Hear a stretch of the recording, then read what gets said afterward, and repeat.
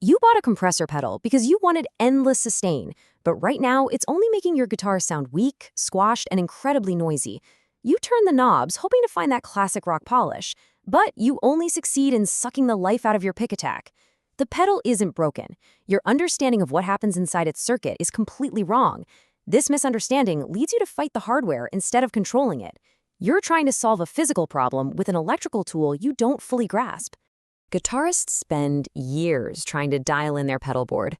They eventually hit a wall of frustration when the signal becomes lifeless and a loud hiss takes over the amplifier. This issue stems from treating the pedal like a magic box. This mindset prevents you from understanding the actual electronic mechanisms altering your sound wave. Mastering this hardware requires dismantling the myths surrounding it. You must start by acknowledging what the device was actually engineered to do. Most guitarists assume a compressor is a simple sustain pedal that magically makes quiet notes louder. This belief is driven largely by decades of deceptive gear marketing. The engineering manuals show a starkly different reality. A compressor is actually an automatic volume attenuator that clamps down on your loudest peaks first. It behaves exactly like an automated fader on a mixing console. It pulls the volume down when the signal gets too loud, and it pushes the volume back up when the signal gets quiet. Here at the Tone Manual, the physics shows that mastering this pedal doesn't require buying boutique gear. It does require you to understand the precise mechanical relationship between your pick attack and these exact electrical components. The internal architecture of a standard compressor pedal is physically complex. Every adjustment you make on the outside triggers a highly specific electrical reaction on the inside. These adjustments shift voltages and alter resistor paths. When you twist a dial, you're placing physical constraints on an internal electrical pathway. To fix your tone, you must visualize what the circuit is actually doing to your signal. This requires us to break down the anatomical phases of a plucked guitar string. Every time you pluck a guitar string, you generate an envelope. The envelope is the physical shape of your sound wave as it changes over time. This envelope begins with a transient. A transient is a sudden, massive voltage spike representing the physical impact of your pick against the string. Think of a transient like the initial physical crack of a hammer hitting a nail. It's instantaneous and powerful. This initial strike contains all the aggressive articulation and high-frequency energy of your playing. That makes it the exact part of the signal the compressor is designed to target first. If you don't understand the transient, you can't understand compression. The compressor circuit continuously monitors this electrical envelope. It remains completely inactive until your transient voltage exceeds a user-defined limit called the threshold. The threshold is the specific amplitude level where the compressor wakes up. Any signal falling below this invisible line passes through the pedal completely unchanged. This allows quiet playing to retain its natural dynamics. Once your pick attack crosses this boundary, the circuit calculates exactly how much volume needs to be removed based on a static internal table. The entire compression process follows a strict mechanical sequence. This sequence leaves no room for guesswork. First, your loud pick transient breaches the threshold. This signals the pedal to wake up and pay attention to the signal. Second, the circuit begins gain reduction at a designated rate. This clamps down on the voltage and restricts the peak. Third, the vibrating string naturally decays below the threshold limit. This tells the pedal to stop restricting the signal. Finally, the circuit slowly restores the volume. This creates the physical illusion that the note is sustaining longer than it actually is. The manner in which the circuit reacts to crossing the threshold is called the knee. The knee dictates how abruptly the voltage clamping is applied to your signal. Engineers design these circuits with different transition curves to alter the perceived harshness of the effect. This knee transition significantly changes how musical or mechanical your guitar sounds in a physical room. It dictates whether the audience hears a smooth performance or a heavily processed electrical signal. A hard knee abruptly clamps the signal like flipping a light switch. It applies volume reduction at full force the millisecond the threshold is crossed. This aggressive response is often favored for sharp funk playing. It ensures rhythmic chords stay strictly controlled. Conversely, a soft knee applies the attenuation gradually as the signal approaches and passes the threshold. This functions much like a turntable slowly spinning up to 33 RPM before reaching full speed. This gradual transition is vastly superior for smooth, transparent classic rock rhythm. It prevents noticeable processing artifacts from ruining your performance when your input signal is hovering right around the threshold line. Once the threshold is breached, the ratio parameter determines the severity of the clamp. The ratio directly controls how squashed your dynamic range becomes. Think of ratio like a financial tax bracket. A 3-to-1 ratio forces the circuit to output only 1 decibel for every 3 decibels your signal pushes over the line. This provides a moderate evening of your volume.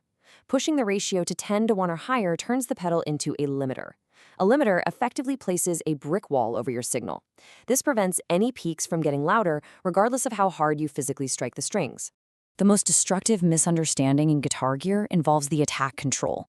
This single knob ruins more guitar tones than any other setting on your board. Most guitarists assume the attack knob controls a timer that delays when the compression starts. They think it tells the pedal to wait a few milliseconds before working. This assumption leads to endless frustration when the pedal refuses to behave as expected. The engineering reality is entirely different. The attack knob only controls the mechanical rate at which the maximum gain reduction is reached. The circuit detects the voltage spike and immediately triggers the attenuation process. It doesn't wait around for a timer to finish before doing its job. The attack setting simply governs how fast the internal components choke the signal. This dictates whether your initial pick transient survives the clamping process or gets entirely crushed. Engineers have found that misunderstanding this single variable is why so many players abandon compressors entirely. The speed of this attenuation relies entirely on the physical hardware inside the pedal. This dictates that different circuit designs react with vastly different timing characteristics. An optical compressor utilizes an internal LED that shines onto a photoresistor. This limits the volume reduction to how fast the physical bulb can illuminate and how fast the sensor can react. This mechanical delay behaves similarly to a heavy motorcycle accelerating. It takes a moment to reach top speed, which inherently lets some of your initial pick attack slip through unaffected. Conversely, standard guitar pedals utilized by millions of players rely on an operational transconductance amplifier. This is a highly complex array of transistors that reacts significantly faster than optical circuits. This silicon-based architecture can clamp down on a voltage spike in less than 3 milliseconds. This aggressive speed means your attack setting directly determines the survival of your initial pick strike. It demands precise adjustment to avoid ruining your tone.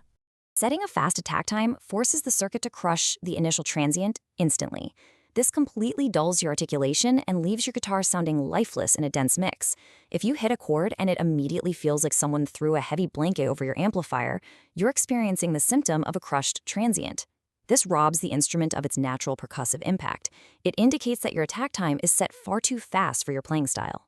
Setting a slower attack time allows the physical pick transient to pass through the circuit before the clamping force reaches its maximum. This delayed clamping action manages the decaying body of the note without amputating the front end of the sound wave. Allowing this initial transient to survive is the exact secret to achieving punchy, clear guitar tones. Your tone still benefits from controlled dynamics later in the ringing chord, but it retains the clarity of the initial strike. When your vibrating guitar string finally loses energy, the voltage drops back below the threshold limit. At this point, the circuit initiates the release phase. The release phase dictates exactly how long it takes for the gain to recover to its normal level. The release control determines the rate at which the automated fader pushes the volume back up. This recovery time is crucial for managing the empty space between your notes. It's especially important when playing quick, staccato riffs that require strict silence between chord strikes.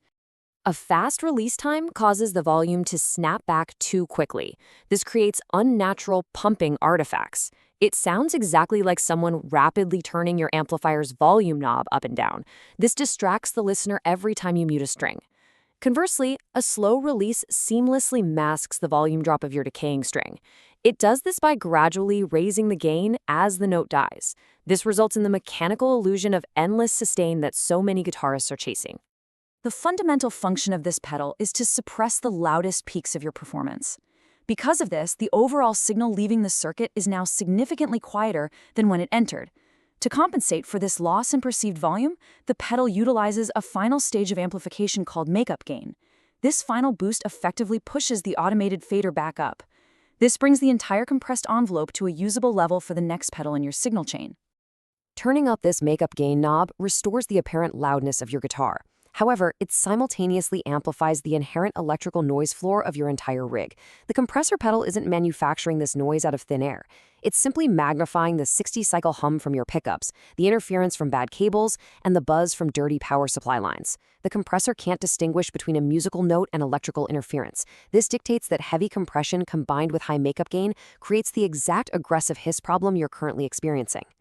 The physics shows that every decision you make on this pedal is a compromise between dynamic control and signal-to-noise ratio.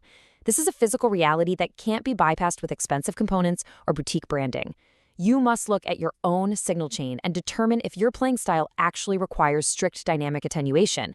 you might simply be using an expensive circuit to manufacture a noise problem. You have to control the physics, or the physics will control your tone.